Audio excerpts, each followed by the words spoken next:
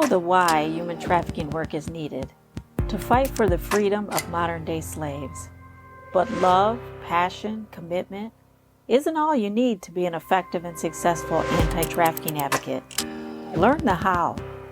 I'm Dr. Celia Williamson, Director of the Human Trafficking and Social Justice Institute at the University of Toledo. Welcome to the Emancipation Nation podcast, where I'll provide you with the latest and best methods, policy, and practice discussed by experienced experts in the field so that you can cut through the noise, save time, and be about the work of saving lives. Welcome to the Emancipation Nation. This is episode 196, and today I am solo. Hey, it is October 23rd. This is the day I'm recording this, and Halloween is right around the corner.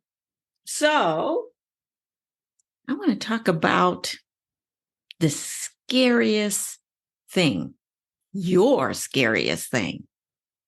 Ooh, that's fear itself.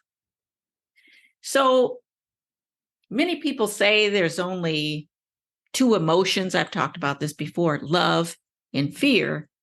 And all the other emotions really fit under one of those two. Jealousy, fear. Anger, fear. Resentment, fear, right? Courage, love. Stick-to-itness, follow through, love. All of these characteristics either fall under love or fear. So we're talking about fear because Halloween's around the corner, and it's really not. It's much less about the boogeyman and the scary movies and the spooky houses that you tour. Let's talk about what's really scary. And that is change.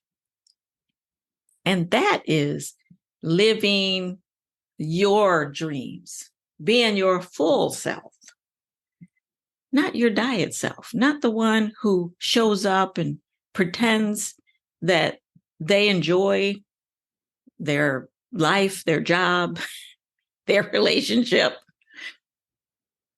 but the real you, the you who wants to experience joy, the you that is so afraid. Sometimes we don't even know what our hopes and dreams are anymore because we've been so intimidated, so afraid to even speak it out loud for fear that people will ridicule us and say, absolutely, you can't do that. Are you crazy? So fear helps us push down our hopes and our dreams. But in this Halloween season, I'd like you to maybe dust off your hopes and your dreams. And by the way, hopes and dreams are figments of our imagination, right? Until we put a plan in place, do our hopes and dreams become real? So I know you've been saying, even some of you who even acknowledge your dreams say, well, I'm not going to put a plan in place because it's not time yet. I'm going to wait. I'm going to wait for my kids to get a little older. I'm going to wait for, the house to get paid off. I'm going to wait for, this job. I think I can work another year. Right? Because it's ultimately the fear of the unknown. That's the greatest fear. So there's a story about a gladiator, and he's getting ready to go out onto the field and fight the lion, right? Gladiators do. And they say, look, behind this door is the lion. You know the fear, you know the terror behind this door. Over here, behind this door, we're not going to tell you what it is, but there are unknown terrors behind that door. Which door do you think the gladiator chose? Right? The door to the unknown with unknown terrors, or the one that's known? Because sometimes people say, stay with the devil you know, right? But behind the other door of the unknown was freedom. So don't wait until you no longer feel afraid, because that day may never come. People don't change with time. They change by choice. So this Halloween season, will you face your fears and change by choice?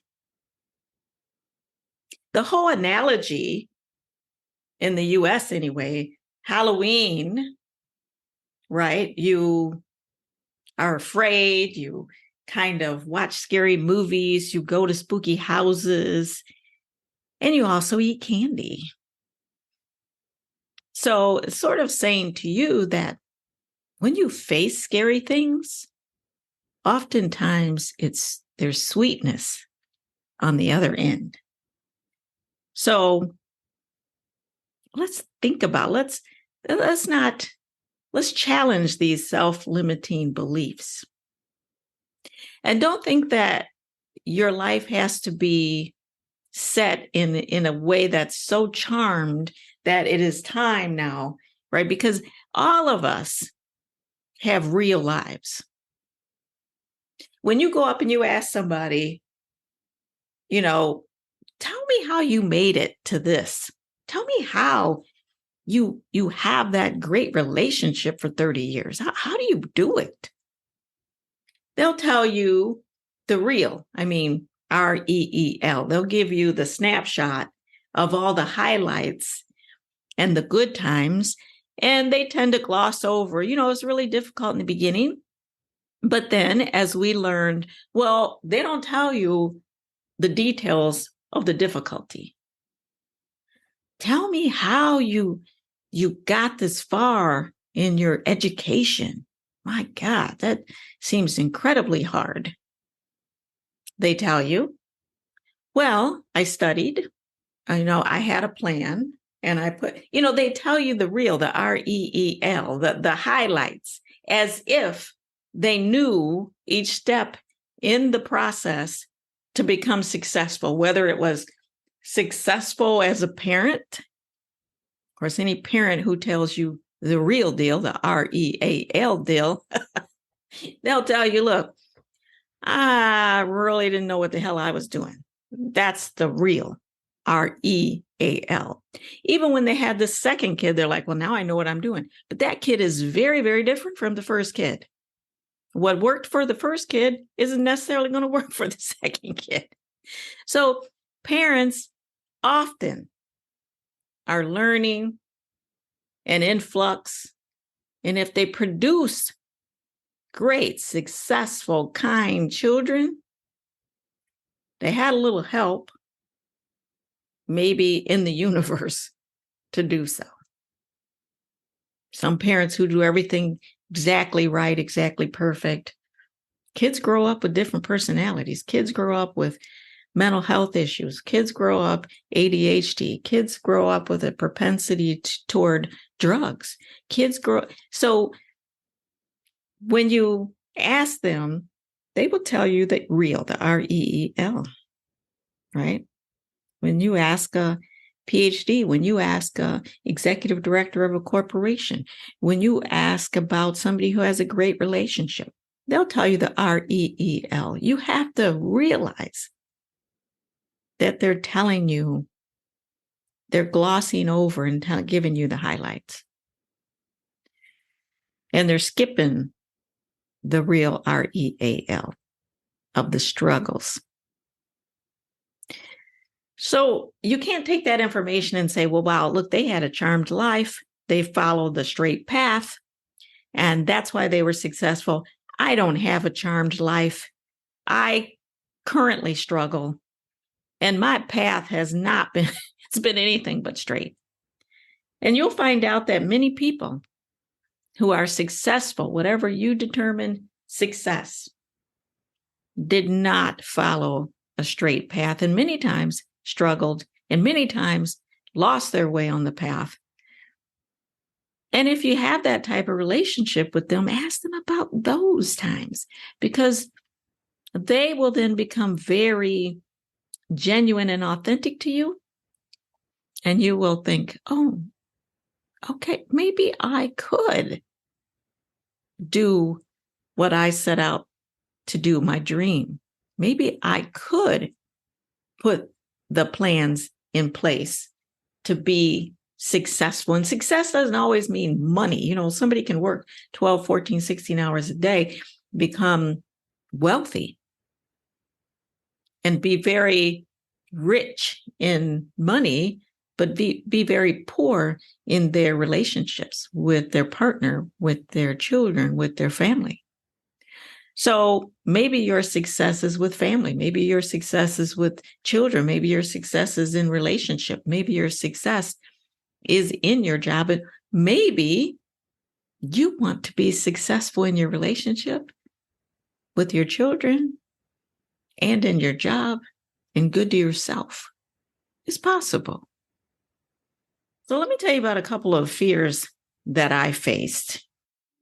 Hey, before we continue the episode, I want to let you know of 3 courses I offer: Effective Case Management with Human Trafficking Survivors, the TNT Survivor Journey Groups, and the Best Life Human Trafficking Prevention course for girls that are at risk.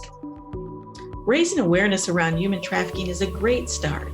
Hanging up flyers, having fundraisers, doing human trafficking presentations, or even joining an anti-trafficking coalition or commission or student group. But it simply isn't enough. If you or your group aren't touching the lives of survivors or those at risk in meaningful and healing ways, you're missing a critical component. I want you to get back to the reasons you joined the anti-trafficking fight in the first place. The reason you joined that coalition or that commission or that student group. You wanted to make a difference, but maybe you didn't know exactly what to do, and so presentations seemed doable. Why? Because you had the knowledge and skills to do it. Well, if you're really ready to get directly involved and help change the lives of others for the better, then this is an important message for you. I have almost 30 years experience working with survivors and studying the issue, and I'm circling back to help you become effective and confident in your ability to work with survivors of commercial sexual violence. I wrote a few books, developed some courses, and would love to train you on how to be involved directly. Just go to my website, CeliaWilliamson.com, and check out my webinars. Learn a little more about how you can become knowledgeable and skilled to actually work with survivors using my trauma-informed courses. And now, on with the podcast. My main fear was the fear of success, the fear of happiness and joy. You know, I grew up in a family, it's like my mother used to say all the time, you know, laugh all day, you'll cry at night. So I always had the fear that, you know, the other shoe's going to drop. If I get too happy, something's going to happen and it's going to be bad. And so once I learned to stop telling myself no, that's when my life took off. I promise you, that's when it took off. I no longer believe, because I've seen the evidence of no longer telling myself no. I will not tell myself no. If I want it, and if I'm willing to put the work in, the sweat in, the savings in, whatever, the sacrifice in, I will not tell myself no. I will go for it. I will quiet that fear and I will go for it.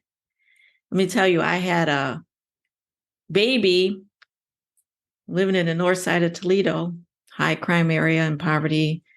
I, had received food stamps. I received WIC. It's Women, Infants, and Children, where they give you the milk and the cheese and all the things back in the day. Now they give you a card that you can take to the store. But back in the day, they used to deliver your milk and your cheese and that sort of thing. And, I was living in a house and I literally put pots and pans down to catch the water from the roof leaking. It was a mess. And I got a job and I was working as a part-time social worker. So you can imagine what I'm getting paid, right? and at this community center where I was working, the secretary's daughter, she had a baby. It's same age as my child. And, a couple of years went by and her little girl was going to Montessori. And I said, what is Montessori? And then I read about it and I learned about social-emotional learning, and it's great education. And I looked up the school that her daughter was sending her child to. And man, the tuition was like $6,000 a year. Now my daughter's 34. This was back in the day. My daughter was 3. $6,000 a year. I mean, what could you be teaching a 3-year-old, right? That it's $6,000. And man, I wanted my daughter to have that education. And the secretary said, well, I'll just ask my daughter to set up a meeting with the directress of the program. Maybe you could ask her, you could find out if they have any scholarships. And I thought, oh my God, no, I couldn't possibly. And I said to myself, this isn't for you. This is for your daughter. And sometimes that's how we can get past our fear, is we can think, okay, I will have the courage for my child. I mean, sometimes we will do things for our children. We will have the strength of 10 men if it's for our children. So I did. I went out there and I talked to her and I said, man, this is a fabulous education. I can't afford it. I'm a social worker. I'm a part-time social worker. I want to change the world, but unfortunately, they don't pay social workers much. And she said, you know what? I'll give you the first ever part-time scholarship. Your daughter just come for free. And I said, wow, that's amazing. Like, thank you so much. And I am going to be moving to full-time. So I'm going to need a full-time scholarship. I can't believe it came out of my mouth, but I said it. And she said, well, you know what? I need somebody to clean the school. If you will come and clean the school after hours, no one will know. I'll give you the key. I'll allow your daughter to come for free. My daughter attended Montessori education for 3 years. I called in the village. My mother came and helped clean the school in the evenings, my sister, my nephew, and we cleaned that school. And that was probably one of the most noble jobs that I've had. Cleaning toilets, cleaning toys, running the vacuum. But because I didn't tell myself no, this all happened. My daughter was learning Spanish at 3 years old. I graduated with my bachelor's degree. I had an overall cumulative grade point average of 2.79. That's about a C. I was not the stellar bachelor's degree student. But at that time, I was also in an abusive relationship. And so a lot of my emotional energy, intellectual energy was going out to keep myself safe, to hide from everybody else what was really happening in my home. And so I graduated 2.79. But I wanted to pursue my master's degree at Case Western, no doubt. Case Western is often one of the top 10 schools in the country for social work. And that's where I wanted to go. But I knew to even apply to a mediocre school. I mean, you need at least, a 2.8. I think I had a 2.6999 actually. I think you needed a 2.7 to even go to like a mediocre school. So I decided I'm not going to tell myself no. I'm going to allow them to tell me no. And I applied. And I spent a lot of time on my personal statement. I tried to sell myself as best as possible. And I got a call and they said, well, you're not in, but we will interview you. We'll make our decisions. So I live in Toledo, Ohio. I had to drive to Cleveland where Case Western was located. And I borrowed my sister's car because, who has a car that can get that far at that time? My mother went with me. I was 45 minutes late for that interview with an $80 speeding ticket. I went to the door and I said, I'm Celia Williamson. I'm so sorry I'm late. To which he was reading the newspaper and he put the newspaper down a bit so we could see each other. And he said, yes, you are. And he put the newspaper back up and kept on reading. That was it. That was my opportunity lost. I stood there in the doorway and I thought, God, just walk away because you have humiliated and embarrassed yourself enough. But then that thought came back into my head. Wait a minute. You don't tell yourself no. You allow them to tell you no, remember? So my feet started walking toward him. And my brain is saying, oh my God, what are you doing? And I saw my finger go up to his newspaper and pull it down. And I said, excuse me, sir. Can I please talk to you? Do you mind if I have a seat while I'm sitting down, actually? And I told that man about my hopes and my dreams. And I told him about my life experience. And I told him what I wanted to do one day. I wanted to be incredibly successful helping people. And I wanted Case Western's name attached to it. If you can imagine, I'm going to be successful and I want Case Western, one of the top 10 schools, I want them attached to my name instead of my name attached to their name. He was so impressed. I kept him for an hour talking about my life, talking about my dreams, that he said, I just have one sort of mandate for you. And I said, yes, anything. He said, I want to see you walk across that stage at graduation.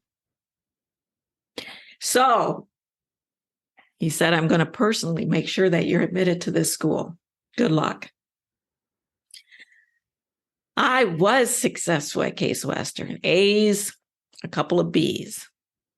And that enabled me to have the self-esteem and the confidence to apply and get my PhD, and to have the confidence to work in the area of anti-trafficking, and to have the confidence to start a podcast. When I started this podcast, I say many times, I didn't even know what a podcast was. I didn't know plug what into what. Like, how do you, I didn't know anything. But I said, I want to do it, and I'm not going to tell myself no. I'll put in the work. I'll put in the sweat. I'll put in the sacrifice. I'll put in the energy. But I'm going to do it. And if I get 2 listeners, I'm thrilled. If I get 5, I'm excited. And now I have almost 200 episodes and about 3,000, listeners per week. About 80% in the US, about 20% around the world. The power of getting past fear and not saying no to yourself, not saying no to your hopes and dreams, but also being willing to put the work behind it. So what I want you to do is a little homework for Halloween. I want you to answer a couple of questions. One of them is, I choose to get rid of, and then finish the sentence. I choose to keep. What is it that you choose to keep? What I would like to start saying to myself about myself is, my need to be happy, living my dreams, outweighs my need to, and then fill it in. I can blank without blank. I am blank even when blank. I must blank in order to blank. We can't ask our clients that we walk alongside of to better themselves, to change their lives, to live their dreams, to experience joy if we're not walking the talk. We have to take care of ourselves to be able to take care of others. Until next time, the fight continues. Let's not just do something, let's do the best thing. If you like this episode of Emancipation Nation, please subscribe and I'll send you the weekly podcast. Until then, the fight continues.